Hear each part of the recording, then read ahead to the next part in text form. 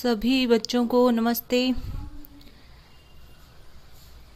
जो भी इस वीडियो को देख रहे हैं, आज हम कक्षा 10 का प्रथम चैप्टर रासायनिक अभिक्रियाएं शुरू कर रहे हैं, जिसमें पाठ का नाम है रासायनिक अभिक्रियाएं। सबसे पहले हम देखेंगे रासायनिक अभिक्रियाएं होती क्या हैं। रासायनिक अभिक्रियाएं, जैसा कि बोर्ड पे लिखा हुआ है, दो या दो से अधिक क्रियाकारक या अभिकारक आपस में मिलकर एक नया उत्पाद बनाते हैं। इसे रासायनिक अभिक्रिया कहते हैं। उदाहरण के लिए जैसे A+B से बन रहा है AB। अब A+B क्या हुआ यहाँ पे? क्रियाकारक। और ये दोनों आपस में क्रिया करेंगे और नया कुछ बनेगा। वो क्या बन रहा है? AB। जो नया बनता है उसे क्या बोलते हैं? उत्पाद। जो उत्पाद बनाने के लिए जो रॉ मटेरियल हमने काम में लिया, जो पदार्थ हमने काम में लिए, उसे क्या कहते हैं? क्रियाकारक। तो क्रियाकारक और उत्पाद की परिभाषा भी निकल जाती है इसी से। जो अभिक्रिया में भाग लेता है उसे क्या कहते हैं? क्रियाकारक। और जो अभिक्रिया के बाद बनता है उसे क्या बोलते हैं? उत्पाद। साथ साथ में सभी बच्चे अपने अपने नोट्स बनाते रहेंगे। इस प्रकार से हम कोशिश करेंगे कि समर वैकेशन में अपने 10वीं की साइंस का सिलेबस पूरा हो जाए। फिर आप बार बार में इसका रिवाइज करना, समझना। एक बार नहीं समझ में आए तो बार बार इस वीडियो को खोल के देखना। आगे हम रासायनिक अभिक्रियाओं को और डिटेल में समझेंगे।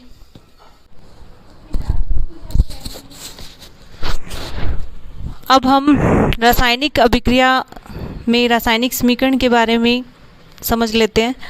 रासायनिक समीकरण क्या होता है?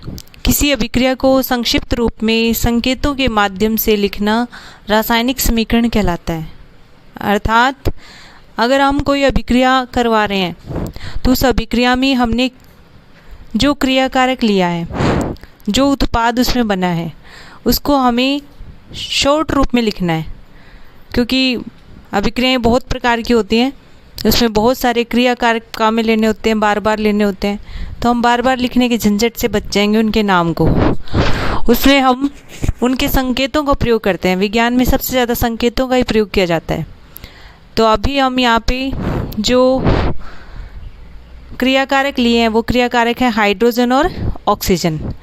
हाइड्रोजन को हमने H2 संकेत के रूप में लिखा है, ऑक्सीजन को हमने O2 संकेत के रूप में लिखा है।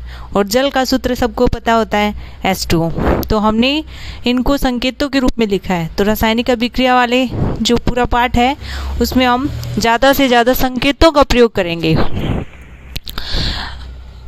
अब इस अभिक्रिया में अपने को लेफ्ट साइड में हाइड्रोजन और ऑक्सीजन और राइट साइड में उत्पाद यानी जल को रखा है। यानी कि किसी भी रासायनिक समीकरण के अंदर हम क्रियाकारक को हमेशा लेफ्ट साइड में रखते हैं और दाईं साइड में यानी कि राइट साइड में उत्पाद को रखा जाता है। अब हमने रासायनिक समीकरण के बारे में समझ लिया है। अब एक नया टॉपिक है संतुलित रासायनिक समीकरण। संतुलित रासायनिक समीकरण क्या होती है?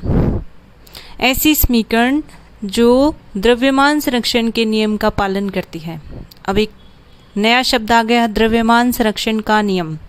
आप कमेंट बॉक्स में एक प्रश्न का उत्तर देना, ये नियम किस वैज्ञानिक ने दिया था? 9वीं क्लास में आता है द्रव्यमान संरक्षण का नियम। तो आप लिखोगे द्रव्यमान संरक्षण का नियम किस वैज्ञानिक ने दिया था, इसका उत्तर आप कमेंट बॉक्स में दोगे। तो नीचे मैंने नियम लिखा है। इस नियम के अनुसार रासायनिक अभिक्रिया में द्रव्यमान की ना तो कमी होती है ना ही वृद्धि होती है। तो क्या होता है? द्रव्यमान समान रहता है। मतलब कि जितना द्रव्यमान हमने क्रियाकारक में लिया है उतना ही द्रव्यमान उत्पाद में बनेगा। द्रव्यमान यानी कि भार में, उसके द्रव्यमान में कोई कमी नहीं होगी, ना ही वृद्धि होगी। जैसे हमने हाइड्रोजन के 4 परमाणु लिए हैं। कितने लिए हैं? 4। अब कोई इसको 2H2 देख करके 2 बोले तो ऐसे नहीं चलेगा। O2 यानी कि हमने ऑक्सीजन के कितने परमाणु लिए हैं? 2। तो आपको समझना होगा कि हाइड्रोजन को, एक अणु को हम कैसे लिखते हैं? H2 के रूप में। हाइड्रोजन के एक अणु को हम H2 के रूप में लिखते हैं, तो 2 अणु को कैसे लिखेंगे? 2H2। ऑक्सीजन का एक अणु को कैसे लिखेंगे? O2। तो O2 में कितने ऑक्सीजन के परमाणु हैं? 2। H2 में कितने ऑक्सीजन के, H2 में कितने हाइड्रोजन परमाणु हैं? 2। अब 2 H2 में कितने होंगे? 4। अब हम उत्पाद की तरफ देखते हैं। उत्पाद में 2H2O मतलब जल का सूत्र होता है, उसमें एक अणु के अंदर 2 हाइड्रोजन और 1 ऑक्सीजन होते हैं, और यहाँ पे जो 2 जल के कितने अणु बने हुए हैं? 2। तो इसमें 4 हाइड्रोजन हैं और 2 ऑक्सीजन है, यानी जितने क्रिया कारक में हाइड्रोजन और ऑक्सीजन थे उतने ही उत्पाद में हैं। इसका मतलब ये अभिक्रिया क्या है? संतुलित रासायनिक समीकरण बनाती है और द्रव्यमान संरक्षण के नियम का पालन भी करती है। इस प्रकार आज हमने रासायनिक अभिक्रियाएं, रासायनिक समीकरण, संतुलित रासायनिक समीकरण के बारे में पढ़ा है, और आशा करती हूँ आपको अच्छे से समझ में आया होगा। वीडियो पसंद आए तो लाइक करें, सब्सक्राइब करें, शेयर करें, और छुट्टियों में अपने विज्ञान के सिलेबस को कंप्लीट करें। धन्यवाद।